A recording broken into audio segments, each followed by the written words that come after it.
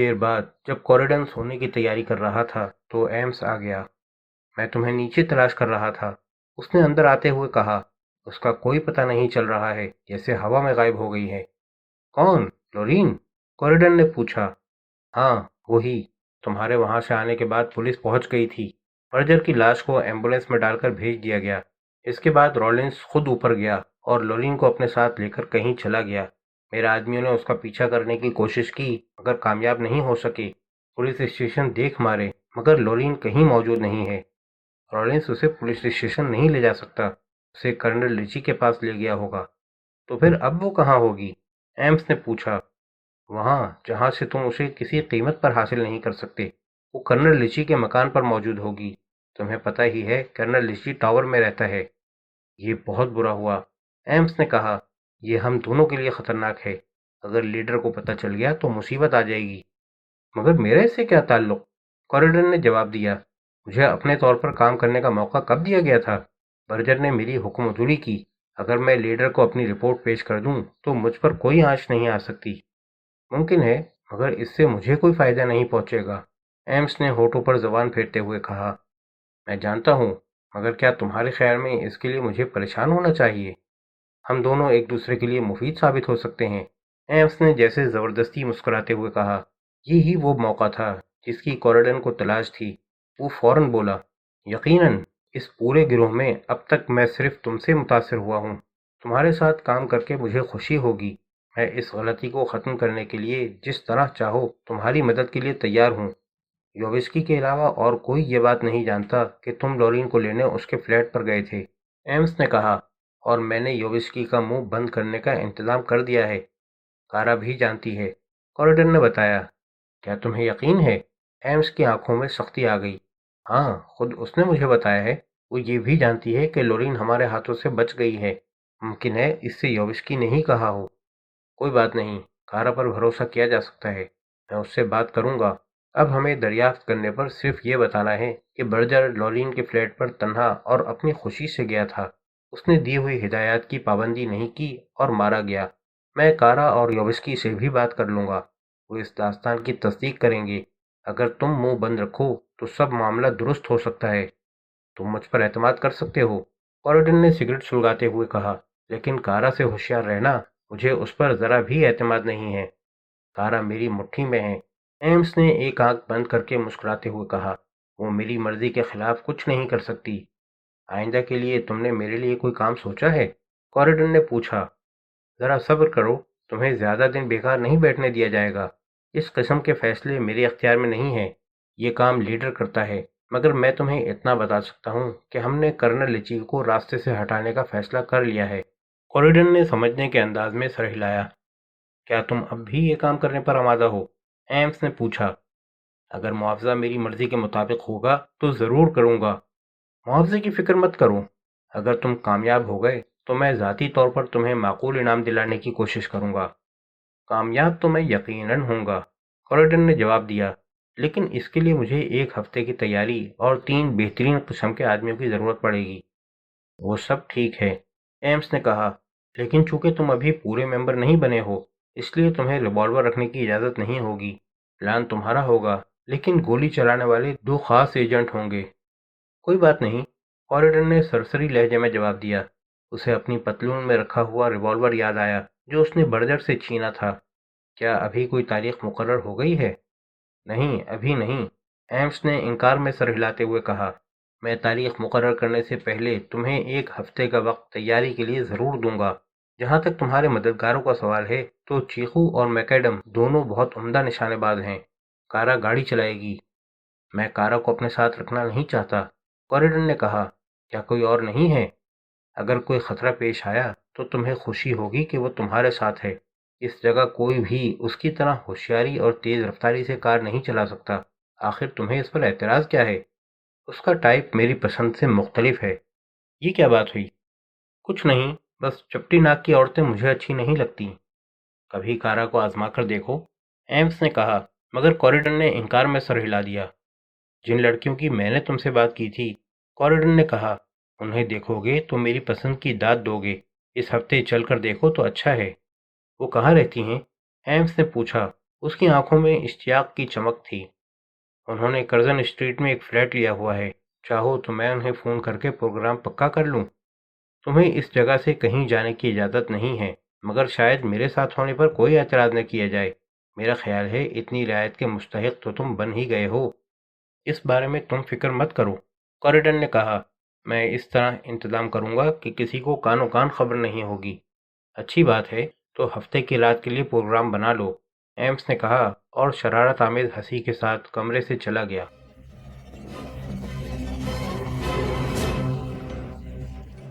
اس کے بعد کے 4 دن کوریڈن کو بڑی سست رفتار سے گزرتے محسوس ہوئے۔ پاور ہاؤس کے دونوں انجینئر اس کے پاس اپنا سبق سیکھنے آتے رہے، یہاں تک کہ یہ اطمینان کر لیا گیا کہ اب وہ پاور ہاؤس کے جنریٹروں کو کسی مدد کے بغیر تباہ کرنے کے قابل ہو گئے ہیں۔ ان کے علاوہ کچھ اور لوگوں کو ایک کلاس کی صورت میں کوریڈن بعض دوسری باتوں کی تربیت دیتا رہا۔ یہ کام اسے بہت اکتا دینے والا محسوس ہو رہا تھا، مگر وہ کسی نہ کسی طرح اسے انجام دیتا رہا۔ ڈاکٹر ہومر، جو وقتاً فوقتاً آ کر کوریڈن کو لیکچر دیتا اور وہ سنتا رہا تھا، اس کی قابلیت اور تجربے سے کافی متاثر ہوا تھا۔ ان تمام دنوں میں کوریڈن حتی الامکان کارا سے بچتا رہا، اگرچہ اس کے لیے اسے ہومر کے ساتھ رات گئے تک تاش کھیلنی پڑتی تھی۔ کوریڈن رفتہ رفتہ دوسروں کا اعتماد حاصل کرتا جا رہا تھا۔ اب اس پر کوئی خاص پابندی بھی نہیں تھی، سوائے اس کے کہ وہ بینٹریس سے باہر نہیں جا سکتا تھا۔ ہفتے کے دن شام کے 7 بجے کے قریب ایمس اس کے کمرے میں آیا۔ وہ پوری طرح تیار ہو کر آیا تھا۔ نفسانیت کی چمک سے اس کی آنکھیں کچھ اور زیادہ خوفناک نظر آ رہی تھیں۔ کوریڈن دل ہی دل میں ہلڈا کے لیے افسوس کرنے لگا۔ ہلڈا وہ لڑکی تھی جسے کوریڈن نے آج کی رات ایمس سے وابستگی کے لیے آمادہ کیا تھا۔ دوسری لڑکی باربرا یوں ہی معمولی سی تھی، مگر ہلڈا سے زیادہ ذہین اور ہوشیار تھی۔ کوریڈن ان دونوں کو کچھ عرصے سے جانتا تھا۔ کہو، تیار ہو؟ ایمس نے بے صبری سے پوچھا۔ ہاں بالکل، کوریڈن نے اٹھتے ہوئے جواب دیا۔ کار باہر کھڑی ہے، ایمس نے کہا۔ میں پہلے جاتا ہوں، تم بعد میں آنا۔ اگر کوئی تمہیں دیکھ کر ٹوکے تو کہہ دینا کہ میرے ساتھ ایک خاص کام سے جا رہے ہو۔ کوریڈن نے اسباق میں سر ہلایا۔ جب ایمس کو گئے 3-4 منٹ گزر گئے تو وہ خود بھی کمرے سے نکلا۔ اسی وقت کارا اپنے کمرے سے باہر آئی۔ کہیں جا رہے ہو؟ اس نے پوچھا۔ نہیں تو، کوریڈن نے جواب دیا، ذرا چہل قدمی کے لیے نکلا ہوں، اور یہ کہہ کر تیزی سے سیڑھیاں اترتا ہوا نیچے آ گیا۔ باہر کار میں ایمس بےتابی سے اس کا منتظر تھا۔ اس کے پاس بیٹھتے ہوئے کوریڈن کو ناک میں برانڈی کی تیز خوشبو آئی۔ ایمس نے یقیناً 2-4 جام چڑھائے ہوئے تھے۔ تمہیں کسی نے دیکھا تو نہیں؟ ایمس نے پوچھا۔ صرف کارا راستے میں ملی تھی، کوریڈن نے بے پرواہی سے جواب دیا۔ معلوم ہوتا ہے وہ تمہارے اوپر ریچھ گئی ہے، ایمس نے کار چلاتے ہوئے کہا۔ بہتر ہے کہ تم اس کے ساتھ کچھ ہنس بول لیا کرو۔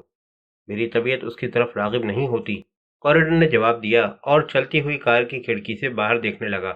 اس کا خیال تھا کہ شاید وہ راستوں کو پہچان لے گا، مگر رات کی تاریکی میں یہ کام بہت مشکل نظر آ رہا تھا۔ پھر بھی آج اس نے اتنا اندازہ ضرور لگا لیا کہ بینٹریس بکس ہرڈ بارڈر کے قریب کہیں واقع ہے۔ ایمس پوری تیز رفتاری سے کار چلا رہا تھا اور کوریڈن سوچ رہا تھا کہ ایمس نے کانٹا تو نگل لیا ہے، پھر اب اس کے ساتھ کیا سلوک کیا جائے۔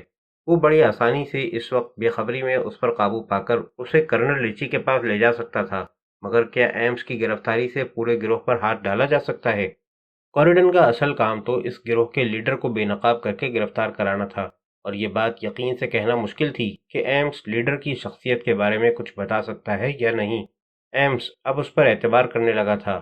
ایسی صورت میں اس کا مزید اعتبار حاصل کر کے لیڈر تک پہنچنا زیادہ بہتر تھا۔ چنانچہ کوریڈن نے فیصلہ کیا کہ معاملات کو یوں ہی چلتے رہنے دینا چاہیے۔ کیا تم دونوں لڑکیوں کو اعتبار کے قابل سمجھتے ہو؟ اچانک ایمس نے پوچھا۔ وہ اعتبار کے قابل نہ بھی ہوں تو ہمیں کیا؟ کوریڈن نے چونک کر جواب دیا۔ ویسے میں اتنا جانتا ہوں کہ وہ محض لوگوں کا دل خوش کرنے والی سوسائٹی گرلز ہیں، انہیں ان سیاسی معاملات سے کوئی دلچسپی نہیں ہے۔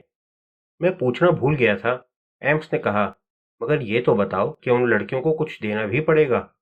اس کی فکر مت کرو، کوریڈن نے ہنس کر کہا، وہ میری دوست ہیں، اول تو کچھ دینے کی ضرورت نہیں ہے، اور ہوگی بھی تو میں دیکھ لوں گا۔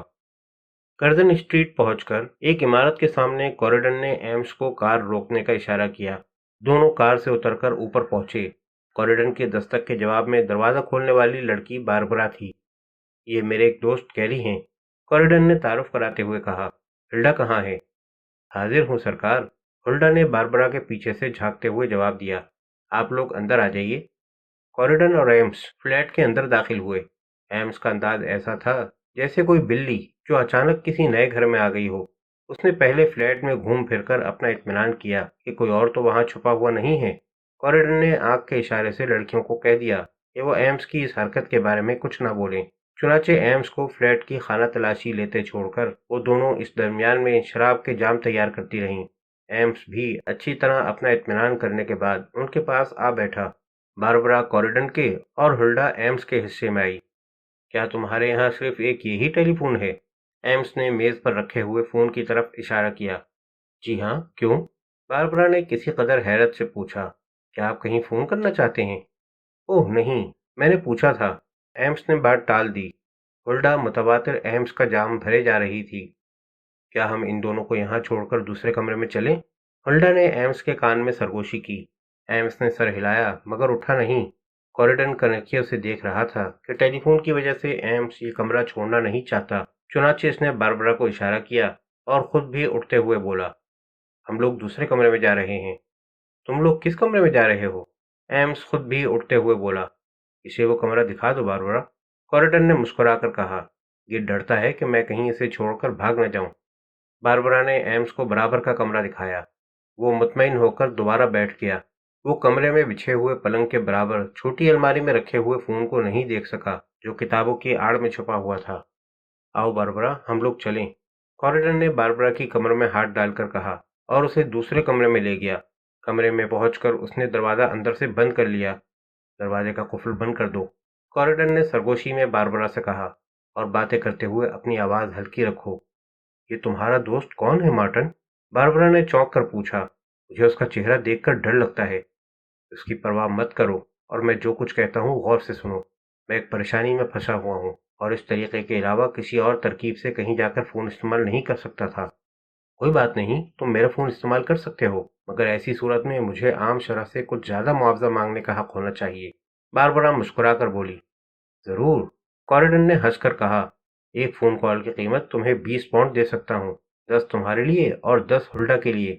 ذرا مجھے ایک سادہ کاغذ تو دو۔ سچ کہہ رہے ہو؟ باربرا نے ایک سادہ کاغذ کوریڈن کو دیتے ہوئے پوچھا۔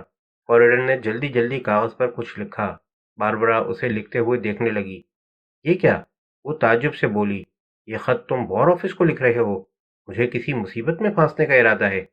گھبراؤ نہیں، یہ پرچہ لے کر وار آفس چلی جانا۔ وہاں ایک محترمہ ہے، مس فلیمنگ، یہ تم ان کو دے دینا اور وہ تمہیں 20 پاؤنڈ دے دیں گی۔ کہیں یہ تمہارا دوست کوئی دشمن کا جاسوس تو نہیں ہے؟ کچھ ایسی ہی بات ہے۔ اچھا، اب میں اپنے چیف کو فون کرنا چاہتا ہوں۔ میری باتیں سننے کی کوشش مت کرنا، تمہیں اس بارے میں جتنا کم معلوم ہو اتنا بہتر ہے۔ یہ کہہ کر کوریڈن نے ہاتھ بڑھا کر الماری میں سے فون نکال لیا اور کرنل لیچی کا نمبر ڈائل کیا۔ دوسرے لمحے فون میں کرنل لیچی کی آواز ابھری، مجھے بہت سی باتوں کی رپورٹ کرنی ہے۔ کوریڈن نے کہا، کیا مس فلیمنگ نوٹ لینے کے لیے موجود ہیں؟ شکر ہے تمہاری آواز تو سنائی دی، کرنل نے جواب دیا۔ میں تمہاری طرف سے فکر مند تھا۔ کہو کیا حال ہے؟ میں ٹھیک ہوں کرنل، اور زندگی کے مزے لوٹ رہا ہوں۔ اس وقت کی رپورٹ تمہارے محکمے کو 20 پاؤنڈ قربان کر کے حاصل کرنی پڑے گی۔ معلوم ہوتا ہے کہ کسی لڑکی کا چکر ہے، کرنل نے جواب دیا، مگر خیر رپورٹ ایسی ہونی چاہیے کہ 20 پاؤنڈ خرچ کرنے کا افسوس نہ ہو۔ کیا تم نے لورین سے گفتگو کی؟ کوریڈن نے پوچھا۔ اسے کچھ زیادہ معلوم نہیں ہے، کرنل نے کہا، مگر میں نے لورین کو ان لوگوں کی دسترس سے دور رکھا ہوا ہے۔ ظاہر ہے کہ وہ لوگ بہت بری طرح اس کی تلاش میں ہوں گے۔ ٹھیک ہے، کوریڈن نے جواب دیا، تم اپنی بھتیجی میرین کے ذریعے اسے یہ خبر پہنچا دینا کہ اس کے بھائی سلیڈ نے خودکشی کر لی ہے۔ ایمس اس سے کچھ سوال کرنا چاہتا تھا، مگر سلیڈ نے ایسا موقع آنے سے پہلے ہی اپنا خاتمہ کر لیا۔ اچھا، وقت کم ہے، تم اپنی سیکرٹری کو فون دو تاکہ میں اسے رپورٹ لکھوا دوں۔ اچھی بات ہے، مگر تم نے برجر کو قتل کر کے اچھا نہیں کیا۔ رولنس اس بات پر بہت چراغپا ہو رہا ہے۔ مجھے مجبوراً برجر کو ختم کرنا پڑا تھا۔ یہ میری یا اس کی زندگی کا سوال تھا۔ خیر، جو کچھ ہوا ٹھیک ہوا، میں اس معاملے کو سنبھال لوں گا۔ میں فون مس فلیمنگ کو دے رہا ہوں، کرنل نے کہا، اور اس کے چند لمحوں بعد جب دوسری طرف سے مس فلیمنگ نے ریسیور سنبھال لیا تو کوریڈن نے اپنی رپورٹ لکھوانا شروع کی۔ اس رپورٹ میں اس نے پوری تفصیل سے اب تک جو واقعات اس کے ساتھ پیش آئے تھے لکھوا دیے۔ ان دونوں انجینئروں کا حال بھی بتا دیا جو پاور ہاؤس کے جنریٹر اڑانا چاہتے تھے۔ اپنی رپورٹ ختم کر کے اس نے ایک مرتبہ پھر کرنل سے گفتگو کرنے کی خواہش ظاہر کی۔ جب وہ رپورٹ لکھوا رہا تھا تو باربرا ایک ایک لفظ بڑے غور سے سن رہی تھی، اور کوریڈن دیکھ رہا تھا کہ ہر نئی بات پر باربرا کی آنکھیں حیرت و تعجب سے پھیلتی جا رہی ہیں۔ کیا تم اس وقت تنہا نہیں ہو؟ کرنل نے دوبارہ ریسیور لیتے ہوئے پوچھا۔ جی نہیں، میں اس وقت ایک حسین لڑکی کی خوابگاہ میں ہوں۔ وہ کل ایک پرچہ لے کر 20 پاؤنڈ وصول کرنے آئے گی۔ رقم اسے فوراً مل جانی چاہیے، ورنہ رپورٹ دینے کا یہ ذریعہ ہاتھ سے جاتا رہے گا۔ تم ہمیشہ کام کے درمیان اپنی تفریح کا سامان پیدا کر لیتے ہو۔ کرنل نے قہقہہ لگایا۔ تمہاری رپورٹ بہت اچھی ہے، کوئی اور بات تو نہیں کہنی ہے؟ وہ لوگ تمہیں راستے سے ہٹانے کا پروگرام بنا رہے ہیں، کوریڈن نے کہا۔ کام میری نگرانی میں ہوگا۔ یہ خطرہ کسی بھی وقت پیش آ سکتا ہے، اس لیے آنکھیں کھلی رکھنا۔ جب اسکیم تیار ہو جائے گی تو میں تمہیں آگاہ کرنے کی کوشش کروں گا، لیکن کسی وجہ سے ناکام رہوں تو میری تمام تر کوشش یہ ہوگی کہ تمہیں زیادہ نقصان نہ پہنچے، لیکن خواہ کچھ بھی ہو تمہیں یہ خبر اڑانی پڑے گی کہ تم قتل کیے جا چکے ہو۔ یہ انتہائی ضروری ہے کہ وہ لوگ یہی سمجھیں کہ ان کی اسکیم کامیاب رہی ہے۔ اس اسکیم کی کامیابی پر ہی میں اس گروہ کا ممبر بن سکتا ہوں۔ ٹھیک ہے، میں سمجھ گیا، لیکن کیا تم بتا سکتے ہو کہ انہوں نے اس کام کے لیے کون سا طریقہ سوچا ہے؟ مجھے ابھی یقین سے کچھ معلوم نہیں، لیکن جہاں تک میرا خیال ہے وہ اس وقت تم پر وار کریں گے جب تم شام کے وقت اپنے گھر سے چہل قدمی کے لیے نکلو گے۔ 2 نشانے باز گولی چلانے کے لیے مقرر کیے گئے ہیں، اور ایک عورت کار چلائے گی۔ بہتر یہ ہے کہ آئندہ سے ہمیشہ ریوالور ساتھ رکھنا شروع کر دو۔ اور کچھ؟ تمہاری حسین بھتیجی کیسی ہے؟ کوریڈن نے پوچھا۔ ٹھیک ہے، اور تمہاری خیریت معلوم کرنا چاہتی ہے، کرنل نے جواب دیا۔ کیا واقعی؟ کوریڈن نے کہا۔ ذرا اس کا خیال رکھنا کرنل۔ اچھا، اب اجازت چاہوں گا، اور ہاں، اگر پتہ چلا سکتے ہو تو کوشش کر کے بینٹرس کا پتہ چلاؤ۔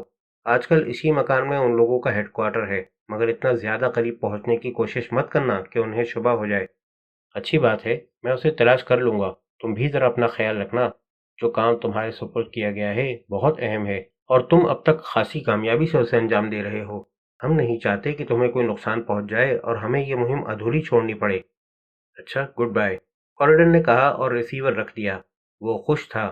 کرنل ایچی اس انداز میں بہت کم کسی کی تعریف کیا کرتا تھا۔ کیا یہ جو کچھ تم کہہ رہے تھے سب سچ ہے؟ باربرا نے سرگوشی میں پوچھا۔